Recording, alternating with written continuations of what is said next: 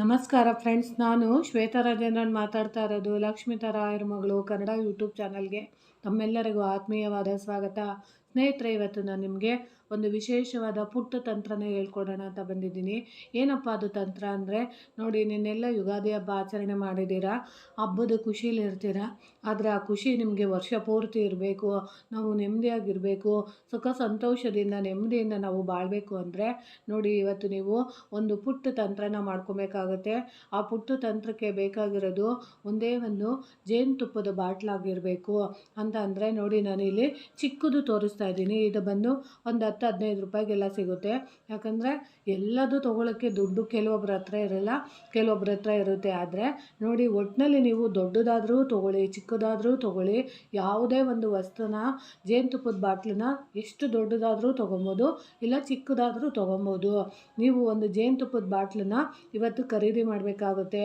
ನೀವು ಈ ಜೇನುತುಪ್ಪದನ್ನ ನೀವು ಖರೀದಿ ಮಾಡಾದಮೇಲೆ ನೀವು ಏನು ಮಾಡಬೇಕು ಅಂತ ಅಂದರೆ ನೋಡಿ, ನಾನು ಮೊನ್ನೆ ಮಾವಿನ ಎಲೆ ಅನುಷ್ಠಾನದಲ್ಲಿ ಹೇಳ್ಕೊಟ್ಟಿದ್ದೀನಿ.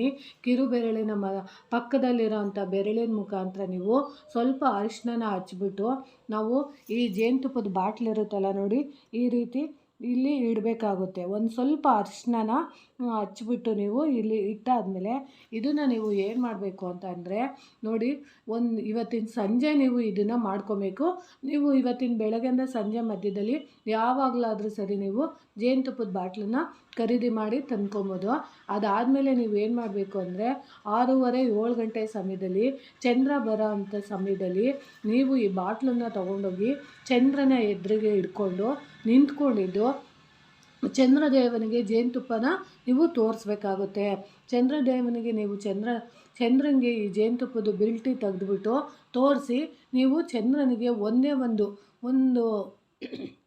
ಒಂದು ಚಿಟಿಕಿನ ಈ ರೀತಿ ಒಂದು ಬೆರಳಲ್ಲಿ ನೀವು ತಗೊಂಡು ಇದನ್ನು ನೀವು ಚಂದ್ರದೇವನಿಗೆ ಅರ್ಪಣೆ ಮಾಡಬೇಕಾಗುತ್ತೆ. ಅಂದರೆ ಚಂದ್ರನಿಗೆ ತೋರಿಸ್ತಾ ನೀವು ಅದನ್ನು ಸ್ವಲ್ಪ ನೀವು ಒಂದೇ ಒಂದು ಚಿಟಿಕಿನ ಚಂದ್ರದೇವನಿಗೆ ತೋರಿಸ್ತಾ ನೀವು ಏನು ಹೇಳಬೇಕು ಅಂದರೆ, ಚಂದ್ರದೇವ, ನಾನು ನಿಮಗೆ ಇವತ್ತು ಸಿಹಿನ ಕೊಡ್ತಾ ಇದ್ದೀನಿ, ಅಂದರೆ ಮಧುರವಾಗಿರೋಂಥ ಜೇನುತುಪ್ಪನ ನಾನು ನಿಮಗೆ ಅರ್ಪಣೆ ಮಾಡ್ತಾ ಇದ್ದೀನಿ.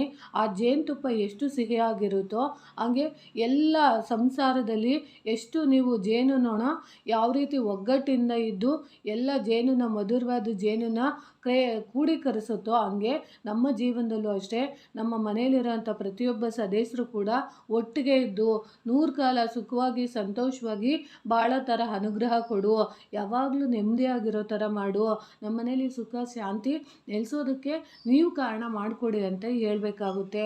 ಅದರಲ್ಲೂ ಚಂದ್ರನಿಗೆ ನೀವು ಒಂದೇ ಒಂದು ಚಿಟಿಕೆ ನೀವು ಜೇನುತುಪ್ಪನ ಅರ್ಪಣೆ ಮಾಡಿ ನಿಮ್ಮ ಮನೆಯಲ್ಲಿರೋಂಥ ಪ್ರತಿಯೊಂದು ಕಷ್ಟನೂ ಚಂದ್ರದೇವನಿಗೆ ಹೇಳ್ಕೊಬೇಕು. ತಂದೆ ತಾಯಿ ಕಿತ್ತಾಡ್ತಾ ಇದ್ದರೆ, ಮಕ್ಕಳು ಕಿತ್ತಾಡ್ತಾ ಇದ್ದರೆ, ಗಂಡ ಹೆಂಡತಿ ಕಿತ್ತಾಡ್ತಾ ಇದ್ದರೆ, ಅಣ್ಣ ತಮ್ಮಂದರು ಕಿತ್ತಾಡ್ತಿದ್ರೆ, ಸ್ನೇಹಿತರ ಮಧ್ಯೆ ಜಗಳ ಇದ್ದರೆ, ಅಥವಾ ನಿಮಗೆ ಯಾರ ಜೊತೆ ಅನ್ಯೋನ್ಯವಾಗಿ ಇರಬೇಕು ಅಂತ ನಿಮ್ಮ ಮನಸ್ಸು ಬಯಸ್ತಾ ಇರುತ್ತೋ ಅದವರ ಹೆಸರುಗಳನ್ನೆಲ್ಲ ಹೇಳ್ಕೊಂಡು ಚಂದ್ರದೇವನಿಗೆ ನೀವು ಈ ಜೇನುತುಪ್ಪನ ಅರ್ಪಣೆ ಮಾಡಿ ಅದನ್ನು ನೀವು ಒಂದು ಸ್ವಲ್ಪ ಚಂದ್ರದೇವನಿಗೆ ತೋರಿಸ್ಬಿಟ್ಟು ಆನಂತರ ಅದನ್ನು ಬಿಲ್ಟಿ ಹಾಕ್ಬಿಟ್ಟು ನೀವು ಯಾವುದೇ ಕಾರಣಕ್ಕೂ ಅದನ್ನು ಬಿಲ್ಟಿ ಇಲ್ದಂಗೆ ದೇವ್ರ ಮನೇಲಿ ಇಡಬಾರ್ದು.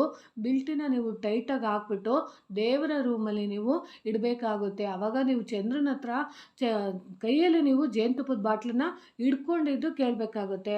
ಅಂದರೆ ನಿಮ್ಮ ಈ ಪ್ರತಿಯೊಂದು ಆಸೆನೂ ನೀವು ಚಂದ್ರನ ಹತ್ರ ಹೇಳ್ಕೊಂಡು, ನಮ್ಗೆ ಈ ರೀತಿ ಆಸೆಗಳಿದೆ, ನೀನು ಹೆಂಗೆ ಸಿಹಿಯಾದ ಜೇನು ಎಲ್ಲರಿಗೂ ಸಿಹಿ ಕೊಡುತ್ತೋ ಅದೇ ರೀತಿ ಚಂದ್ರದೇವ ನಮ್ಮ ಜೀವನದಲ್ಲಿ ಸಿಹಿ ಕೊಡಿ, ಮಧುರತೆಯಿಂದ ತುಂಬಿರೋ ಥರ ನೀವು ಮಾಡಿ ಅಂತೇಳಿ ಆ ಜೇನುತುಪ್ಪನ ಬಾಟ್ಲನ್ನ ನೀವು ಹಿಡ್ಕೊಂಡು ಪ್ರತಿಯೊಂದು ಆಸೆನೂ ಕೇಳಿಕೊಂಡು ಆ ನಂತರ ನೀವು ಓಂ ಚಂದ್ರಾಯ ನಮಃ, ಓಂ ಚಂದ್ರಾಯ ನಮಃ, ಓಂ ಚಂದ್ರಾಯ ನಮಃ, ಓಂ ಚಂದ್ರಾಯ ನಮಃ ಅಂತ ಹೇಳಿ 108 ಸರಿ ನೀವು ಕೇಳಿಕೊಂಡು ಇವತ್ತಿನ ದಿನ ನೀವು ಕೇಳಿಕೊಂಡು ಅದನ್ನು ನೀವು ಗಣಪತಿಯ ಮುಂದೆ ನೀವು ಇಡಬೇಕಾಗುತ್ತೆ.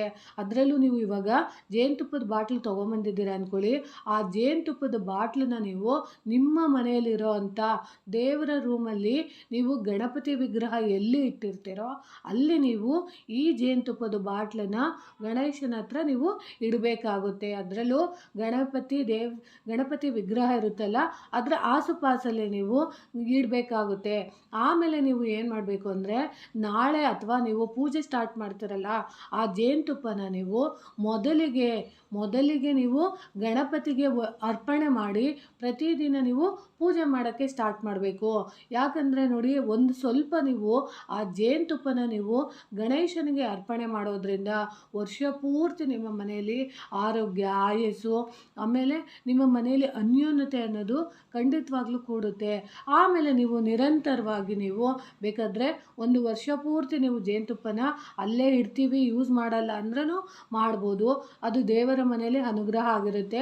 ಇಲ್ಲ ನಾವು ಪೂಜೆಗೆ ಬಳಸ್ಕೊತೀವಿ ಅಂದರೆ ಪ್ರತಿದಿನ ಆ ಜೇನುತುಪ್ಪನ ನೀವು ನೈವೇದ್ಯವಾಗಿ ಅಥವಾ ಪೂಜೆಗೆ ನೀವು ಗಣೇಶನಿಗೆ ಅರ್ಪಣೆ ಮಾಡೋದ್ರಿಂದ ವರ್ಷ ಪೂರ್ತಿ ನಿಮ್ಮ ಮನೆಯಲ್ಲಿ ನೆಮ್ಮದಿ ಅನ್ನೋದು, ಸಮೃದ್ಧಿ ಅನ್ನೋದು ಖಂಡಿತವಾಗ್ಲೂ ಆಗುತ್ತೆ.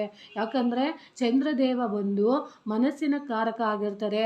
ನಮ್ಮ ಮನಸ್ಸಿನ ಆಸೆಗಳನ್ನ ಈಡೇರಿಸೋದಕ್ಕೋಸ್ಕರ ಚಂದ್ರದೇವನಿಗೆ ನಾವು ಇವತ್ತಿನ ಸಂಜೆ ಚಂದ್ರನ ನೋಡಿಕೊಂಡು ಈ ಪುಟ್ಟ ತಂತ್ರನ ಮಾಡ್ಕೊಳ್ಳೋದ್ರಿಂದ ಖಂಡಿತವಾಗ್ಲೂ ನಿಮ್ಮ ಮನೆಯಲ್ಲಿ ಅನ್ಯೋನ್ಯತೆ ಅನ್ನೋದು ತುಂಬ ಚೆನ್ನಾಗಾಗುತ್ತೆ. ಮಕ್ಕಳಲ್ಲಿ ಅಮ್ಮನ ಮೇಲೆ ಪ್ರೀತಿ ಜಾಸ್ತಿ ಬರುತ್ತೆ.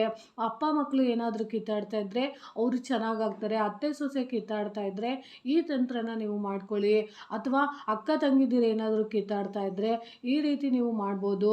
ಅಥವಾ ನಿಮ್ಮ ಮನೇಲಿ ಯಾರ್ಯಾರು ಜಗಳ ಆಡ್ತಾ ಇದ್ದೀರೋ, ಯಾರು ನಾವು ಒಗ್ಗಟ್ಟಿಂದ ಇರಬೇಕು, ನಾವು ಅನ್ಯೋನ್ಯವಾಗಿರಬೇಕು ಅಂತ ಬಯಸುವಂಥವ್ರು ಈ ಪುಟ್ಟ ತಂತ್ರನ ಖಂಡಿತವಾಗ್ಲೂ ಇವತ್ತಿನ ಸಂಜೆ ನೀವು ಮಾಡ್ಕೊಳ್ಳಿ. ಚಂದ್ರದೇವನ ಹತ್ರ ಪ್ರಾರ್ಥನೆ ಮಾಡ್ಕೊಳ್ಳೋದ್ರಿಂದ ನಿಮ್ಮ ಇಷ್ಟಾರ್ಥಗಳು ಖಂಡಿತವಾಗ್ಲೂ ನೆರವೇರುತ್ತೆ. ಕೊನೆಯದಾಗಿ ನೀವು ಗಣೇಶನಿಗೆ ನೀವು ಇದನ್ನು ಜೇನುತುಪ್ಪನ ಅರ್ಪಣೆ ಮಾಡಬೇಕಾಗುತ್ತೆ ನೈವೇದ್ಯವಾಗಿ. ನೋಡಿ ಸ್ನೇಹಿತರೆ, ನನಗೆ ಗೊತ್ತಿರೋ ಇಷ್ಟು ಪುಟ್ಟ ಮಾಹಿತಿನ ನಾನು ನಿಮಗೆ ತಿಳಿಸ್ಕೊಟ್ಟಿದ್ದೀನಿ. ಈ ಮಾಹಿತಿ ನಿಮಗೆ ಇಷ್ಟ ಆಗಿದ್ದರೆ ದಯವಿಟ್ಟು ನನ್ನ ಚಾನಲ್ನ ಸಬ್ಸ್ಕ್ರೈಬ್ ಮಾಡ್ಕೊಂಡು ನೋಡಿ, ಹೆಚ್ಚೆಚ್ಚು ವಿಡಿಯೋನ ಶೇರ್ ಮಾಡಿ ಮತ್ತು ಲೈಕ್ ಮಾಡಿ. ಹೊಸದಾಗಿ ಯಾರಾದರೂ ನನ್ನ ಚಾನಲ್ ನೋಡ್ತಿದ್ರೆ ದಯವಿಟ್ಟು ನನ್ನ ಚಾನಲ್ನ ಸಬ್ಸ್ಕ್ರೈಬ್ ಮಾಡ್ಕೊಂಡು ನೋಡಿ ಅಂತ ತಿಳಿಸೋಕ್ಕೆ ಇಷ್ಟಪಡ್ತೀನಿ. ತುಂಬ ಹೃದಯದ ಧನ್ಯವಾದಗಳು ಸ್ನೇಹಿತರೆ.